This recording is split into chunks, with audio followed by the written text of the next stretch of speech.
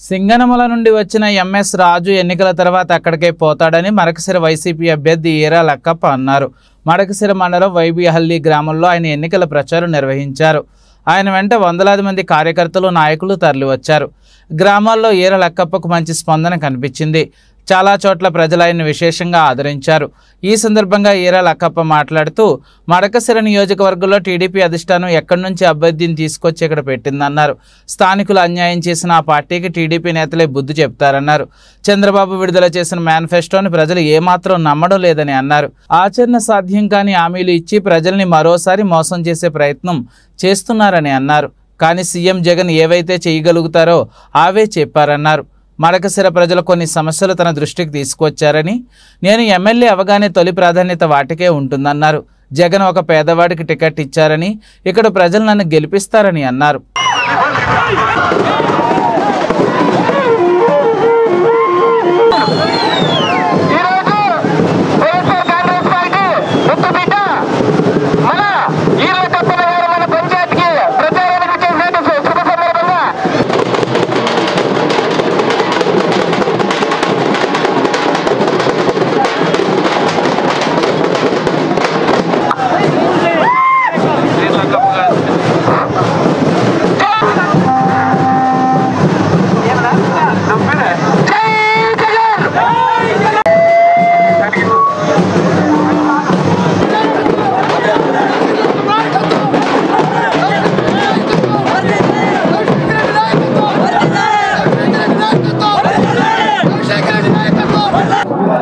YSR Congress party ఇంటింటి ప్రచార కార్యక్రమం ఈరోజు వైబిహల్లి గ్రామంలో జరిగింది. ప్రజలు మన జగనన్న గారికి బ్రహ్మరథం పట్టినారు.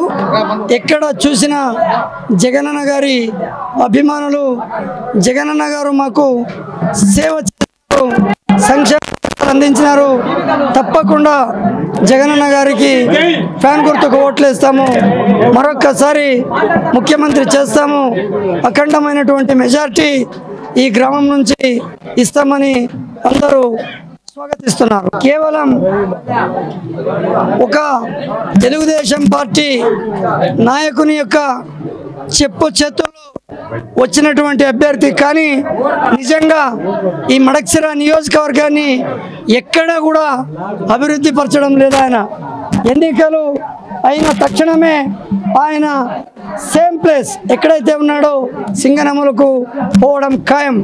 మేమైతే ఇక్కడ ఈ నియోజకవర్గంలో ఉన్నాము. ఇక్కడ ముఖ్యంగా కొన్ని సమస్యలు, ఎక్కడ ఏ గ్రామానికి పోయినా కొన్ని సమస్యలు ప్రజలు ఇక్కడ మాకు తెలియజేసినారు.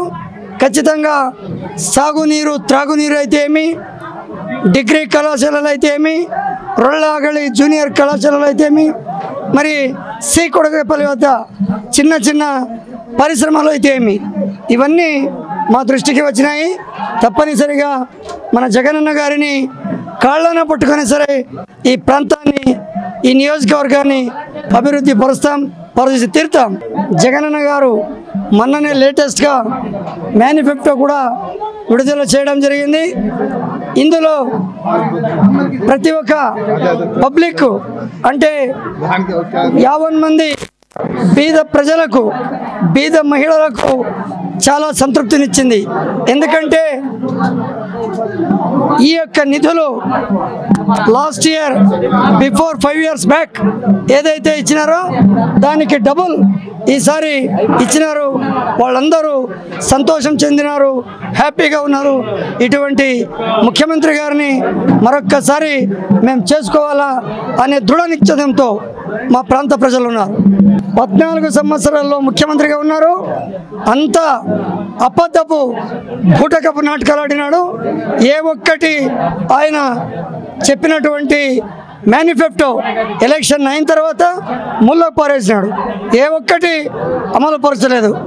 ఎన్నికల్లో ఓడిపోతాము అనే నెపంతో నోటికొచ్చినటువంటి వాగ్దానాలు చేస్తున్నారు తప్ప నిజాయితీగా ఆయన దీనిని అమలు పరచడం అనే నెపం అయితే లేదు, అమలు పరచలేడు.